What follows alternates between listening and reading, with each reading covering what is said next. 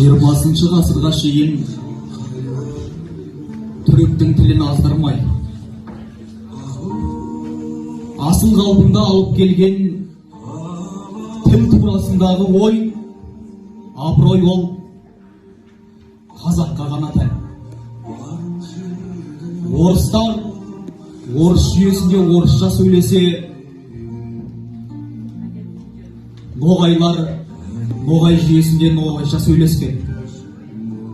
Ал егер қазақ тілін орысшаға енгізсек, ол қазақ жүйесі бола ма? Жоқ, әрине, ол қазақ жүйесі болмайды. Осындай олқылық болмау үшін не істеу керек?